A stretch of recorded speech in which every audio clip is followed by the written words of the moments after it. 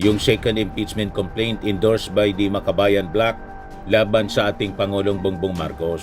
Ito na po siya, House Secretary General Cheloy Garafil. Sabi dito sa report ng GMA News, look, Makabayan Coalition files an impeachment complaint versus President Ferdinand Marcos Jr. after its first attempt to file was stalled since House Secretary General Cheloy Garafil was abroad on official business. Ngayon, statement of House Majority Leader Sandro A. Marcos in relation to the impeachment case filed against his father, President Bongbong Marcos. So sabi niya rito, in view of the impeachment complaints filed against President Ferdinand Romualdez Marcos Jr., who is my father, I have decided to formally nagbabagang mga balita at pagtalakay sa mga isyu ng lipunan. Bulsa! Opinyon, banat at paglalantad sa katotohanan. Bulsa! What you see is what you get. You decide. Hello po mga kababayan, si Dante Maravillas. So ito na yung mga latest na balita mga kababayan. Tinanggap na po ni House Secretary General Attorney Garafil yung impeachment complaint, yung second impeachment complaint endorsed by the Makabayan Bloc laban sa ating Pangulong Bongbong Marcos. Ito na po siya, House Secretary General Cheloy Garafil. Sabi dito sa report ng GMA News, look, Makabayan Coalition files an impeachment complaint versus President Ferdinand Marcos Jr. after its first attempt to file was stalled since House Secretary General Cheloy Garafil was abroad on official business. Garafil received the complaint from the Makabayan Bloc. All smile yung mga makabayan, pati si Cheloy Garafil naka-smile din.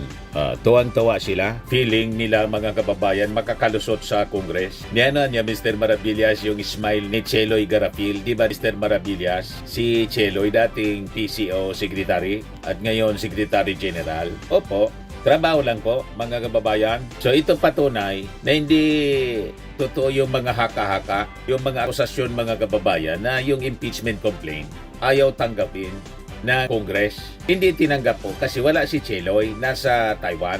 Ngayon, nagbalik na si Cheloy, tinanggap na. O ngayon, tingnan natin kung yung grupo ni Digong, grupo ni Sabit, ni Mike Defensor, ni Jing Paras, ni Topacio, kung pa-file uli. Nandito na si Cheloy. Itong second impeachment po, duly endorsed ng mga incumbent congressmen. Hindi tulad ng third impeachment na final ni Mike Defensor ng grupo ni Digong. Walang endorsement. Isa sa kanilang congressman na incumbent po, wala man nag-endorse. Pagkatapos magre-reklamo kayo hindi tinanggap. Unang-una, yung tatanggap, wala. Pangalawa, kulang ng endorsement. Basta lang kayo dumaldal ng dumaldal, presko ng presko, para lang makapag-propaganda. O, di ba, mga kababayan? O ngayon, isa pang balita, si House Majority Leader Sandro Marcos nag-recuse or in-excuse niya yung kanyang sarili na mag-participate, mga kababayan, sa anumang discussions, deliberation, and proceedings ng House Committee on Rules insofar as itong impeachment complaints are concerned. Kasi yung ini-impeach, mga kababayan, yung kanyang tatay. So nakita ninyo, ang pamilya Marcos, mga kababayan, other than si Amy Marcos, wag na natin isama si Amy Marcos kasi sumama na sa Duterte. Ang pamilya Marcos, lalo ang immediate family ng ating Pangulo, mga anak niya, may delikadesa. Kilala pa niya ang salitang delikadesa. Diba? So nagpalabas siya ng statement. Kasi hindi talaga maganda na siya bilang anak, House Majority Leader siya. Yung kanyang ama, tinaila ng kasong impeachment, pagkatapos sasama sa deliberation. Pero kung Duterte yan, walang delikadesa, mga kababayan, pag kampo ng Duterte. Di ba? Never yan na magre-recuse. Pero hindi po sa pamilya Marcos. Ito yung official statement po ni Sandro Marcos. Basahin ko po sa inyo. Kalalabas pa lang itong balita ngayon. Statement of House Majority Leader Sandro A. Marcos in relation to the impeachment case filed against his father, President Bongbong Marcos. So sabi niya rito, in view of the impeachment complaints filed against President Ferdinand Romualdez Marcos Jr., who is my father, I have decided to formally recuse or i-excuse niya daw yung kanyang sarili from all discussions, deliberations, and proceedings of the House Committee on Rules insofar as these complaints are concerned. This decision is guided not by legal compulsion, but my higher obligation to preserve the integrity of the House of Representatives, to protect the credibility of its processes, and to uphold the public's trust in our constitutional system. O di ba mga kababayan, tama ito, mabuhay ka, Congressman Sandro. Buhay na buhay ang salitang delikadesa sa pamilya Marcos.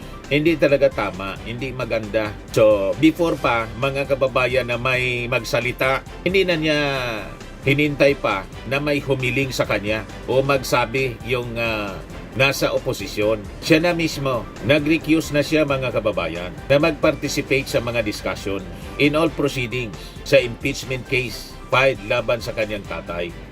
Sasabi ni Sandro, while I am fully aware that the rules of the House do not require my inhibition, and while I remain confident in the independence and professionalism of my colleagues, I recognize the leadership sometimes calls for restraint rather than participation. In moments that test institutions, perception matters as much as procedure. The House must be allowed to discharge its constitutional duties without any shadow of personal interest, real or imagined.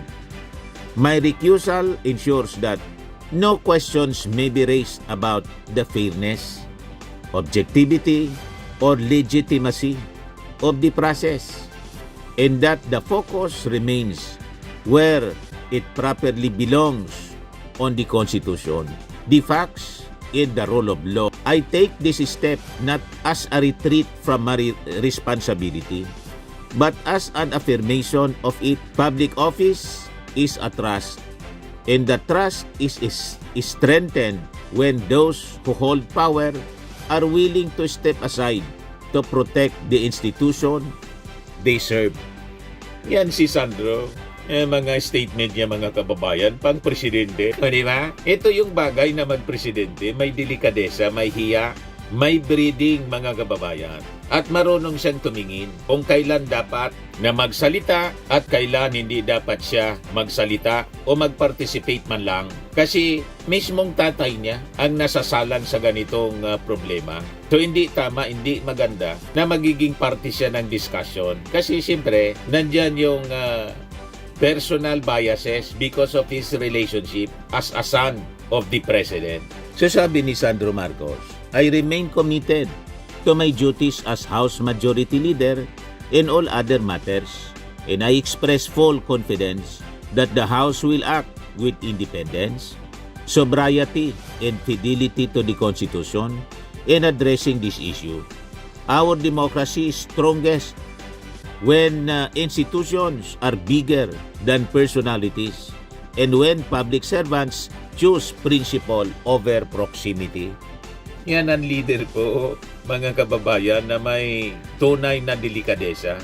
Nawala mga kababayan sa iba, lalo na po sa pamilya Duterte. Walang delikadesa. Mayroon yung pagiging walang modo. Yon ang mayroon sila.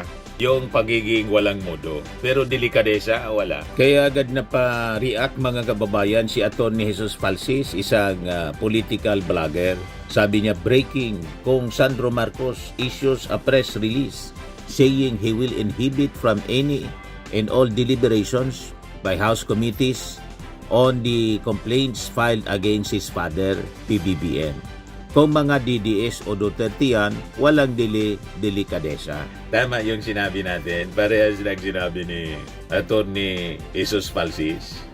Kung Duterte, wala yan. Anong ini-inhibit? Walang mag-inhibit po. Sa kanila, tama ang kanon.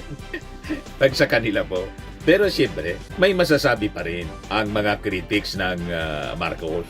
Sasabihin nila drama. Sasabihin nila, kunyari lang anya yan, pero siya pa rin ang magkukumpas. Ganon. Damn if you do, damn if you don't. Ganon talaga ang mga critics. Lalo kung yan, mga fans ng mga Duterte. Wala yan sasabihing mabuti. Yan malinaw ang mga sinasabi po. Kahit hindi ka pa lumahok, kung ang mga taga-Congress natapalan ng pera, useless pa din. Magpapatuloy ang script ng administrasyon. Sabi pa ng isa, katulad din ng ama, ibang sinasabi sa ginagawa. Yung mga gawain ng idol ninyo, iaakusa ninyo sa ating Pangulong Bongbong Marcos. Ang iba yung sinasabi sa ginagawa, yung sidigong mismo. Pag sinabing di tatakbo, tatakbo. Yung mga gawain ninyo, ng idol ninyo, iaakusa ninyo sa ating Pangulong Bongbong Marcos. Wala mang ganyan. Pag-ugali po yung pamilya Marcos. So anyway, yan po mga kababayan, ang latest na balita ngayon. Ako po si Dante Maravillas. Bye-bye. God bless. Firmax Firming and Lifting Cream, pinapahid po sa mga pulses in affected area. Mainam po sa paninigas ng mga kaso-kasuan. Ito naman po, Automax Radiant Serum. Sa mukha naman yung application, anti-aging po siya. You will look 10 years younger than your age. Sa mga cancer patients naman po, baka lang gusto ninyo itong itry. Neng siya Red Mix Fruit Drink. Hindi mo po siya gamot, food supplement siya. Kaya lang, gawa siya mga kababayan sa goji berry. Yung goji berry may anti-cancer properties. O ngayon, yung mga inquiries ninyo, dumiritso na lang kayo sa aming messenger sa Facebook para masagot namin agad. Ayos pa? Ayos na ayos niya, Mr. Maravilla. Sa mga nagana po ng malinis and spacious fitness gym, pumunta lang po kayo sa aming Colossal Fitness Gym. May Grab car rental din po kami. But anyway, ito po pala yung aming bagong product na binibenta online. I am worldwide amazing pure organic barley powdered drink mix from Australia. Negosyo to ng aking anak na architect entrepreneur Riz Maravillas. Ayan po. Kontakin na lang po ninyo siya, Riz Maravillas on Facebook. Ang mga health benefits niya, boost immunity, improves digestion, enhance energy levels, packed with antioxidants, prevent cancer. Ito naman po yung bago naming product na binibenta online. Eye Glow Serum, whitening po siya. Tingnan ninyo yung epekto sa aking anak na architect before and now. Yung mga inquiries po ninyo, dumiretso na lang kayo sa kanyang Facebook account, Riz Maravillas.